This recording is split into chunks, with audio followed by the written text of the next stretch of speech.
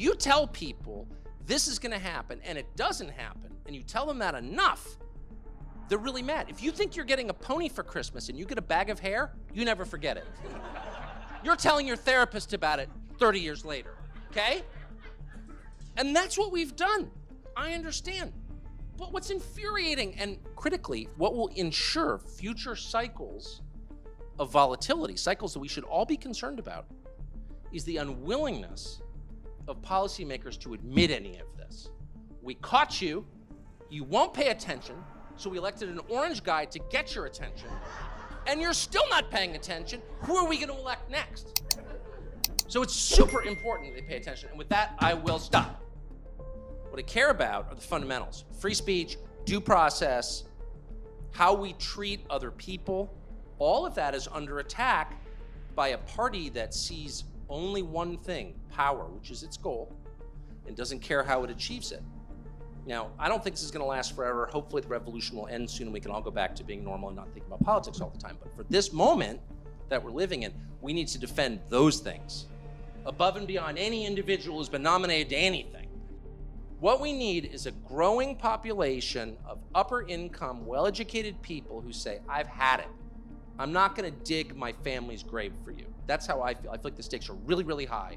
We lie to ourselves and say they're not high. Oh, it'll be fine. And the last thing I'll say really quick, the mistake that I made is I felt like, as a conservative who has a libertarian temperament, I have no desire to control other people, it's just how I'm made, I didn't want to propagandize my kids. And my kids are actually, they've been so driven crazy by liberals that all four of them are kind of conservative. Just because I sent them to Episcopal school. So like, I don't know what that is, but I'm not into it, okay? But I wish I had been more systematic and less ashamed of my own beliefs with my children and sat them down and said, here are the things that we as a family believe. We're not like everybody else. All the other families at Walnut Creek, they're nice people, but we don't agree with them on certain things, and here's why. I wish I had done that, and we're too ashamed to do that. I can tell you the left does it. Every night at dinner, it's like everyone else is in the Klan except us. I'm serious, and they raise generations of extremists. I don't want extremists in my house, but I want people who understand what our family believes and why we're a little different from everyone else in Walnut Creek or Atherton or wherever you live. There's nothing wrong with that. We should do that. The question that I couldn't get over was, why did America elect Donald Trump? And it's one of those questions. So I covered the campaign, and then immediately after the campaign, got a nightly show. And so I didn't have that much time to stand back from it to sort of consider this, but it was such a glaring question because it was such an unexpected outcome that I expected at some point it would be the topic of national conversation. How did this happen? Whether you're for it or not. And if, you know, I work at Fox, so I actually agree with a lot of what Trump says. That doesn't make his election any less remarkable. It was totally unexpected by everyone, including him.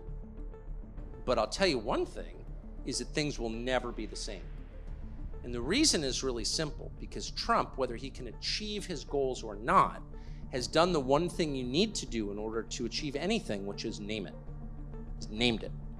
And this is why they hate him, actually. Because Trump is the guy who, and sometimes in his kind of autistic way, will just say it. He'll just say it. And I'm not talking about the vulgar stuff. I mean the obvious stuff. That's exactly what's happening. Because our ruling class lacks self-awareness or humility or empathy, and they do, trust me, they don't feel the need to examine any of their most basic assumptions, even the ones that obviously might be outdated. If you think of Trump, as you should think of everything, as part of a continuum, you know, because the key mistake that people make is imagining the future is exactly like right now. It never is. It's totally dynamic. Everything will be different in a year. But if you think of Trump that way, as a marker on a much longer timeline, Trump is the guy who started a series of essential conversations and allowed reform to happen just by naming the absurdities of the way we do things.